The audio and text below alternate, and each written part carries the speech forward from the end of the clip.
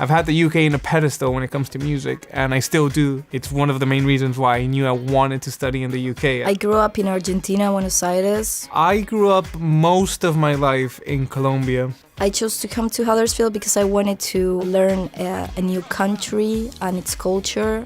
After all my research, it really stood out for me as the best one. It was a really straightforward and simple decision.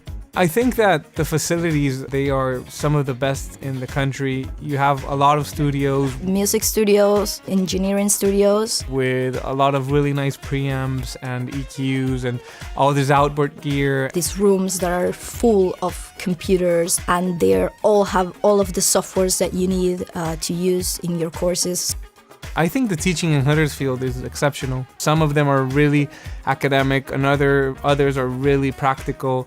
And I think I just feed off from them and get the best of both worlds. I go to most of them to ask them questions every single week. And they're always there for me. They answer my emails. It doesn't matter what time it is. And they're always really, really patient. And I ask so many questions. I don't know how they do that. I think the guest lectures was one of the biggest highlights in my first 2 years of uni. From drummers to programmers to people dealing with synths that had tons of knowledge to share.